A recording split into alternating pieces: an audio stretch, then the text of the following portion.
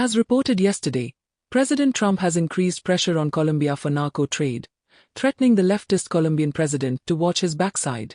In today's snapshot, we will be covering the challenge to the monopoly of Apple and growing concerns to democratize access and uphold data security. Europe has become unhinged due to vacillating Trump policy, and transatlantic relations are on a roller coaster, with challenges to trade initiatives. The menace of trafficking to the scam centers with respect to Kenya will be mentioned. In the neighborhood, the return of a political heir will be discussed, and lastly, the effect of import ban of drones from outside America will be covered. Regulatory authorities in Brazil and Japan are implementing landmark changes to dismantle Apple's closed ecosystem by forcing the tech giant to permit alternative app marketplaces. This will help the developers to host their apps in the Apple's App Store and have a wider audience.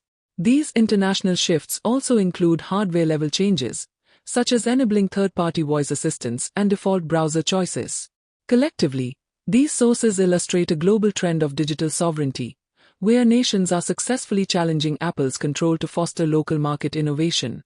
The European Union is currently struggling to finalize a massive free trade agreement with the Mercosur nations after more than 2 decades of discussions.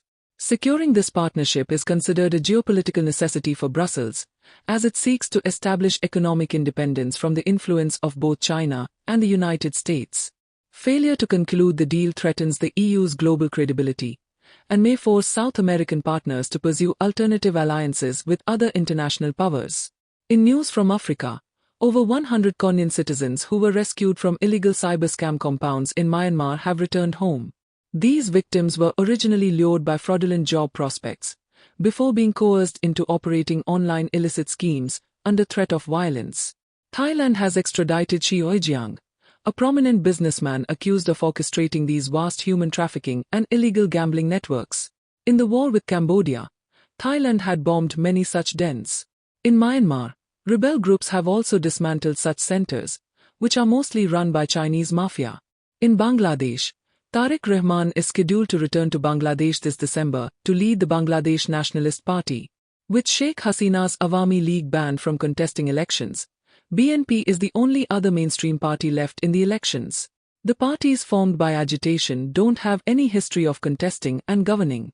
As the son of former leaders Ziaur Rahman and Khaleda Zia, Tariq Rahman is positioning himself to contest the national elections following the dropping of charges recently that his supporters claim were politically motivated attempts to dismantle his family's influence. The United States has taken a decision to ban drones manufactured outside America. The Federal Communications Commission has officially enacted a prohibition on the import and sale of new foreign-made drones, citing significant national security concerns regarding surveillance and data theft. This regulatory move adds major international manufacturers like DJI and Autel to a restricted list, effectively preventing the introduction of their latest models into the American market. This is another example of protectionism under President Trump, which will harm the drone industry and increase costs for Americans. That's the roundup for the day. Do like, comment, share and subscribe to the channel. Have a good day.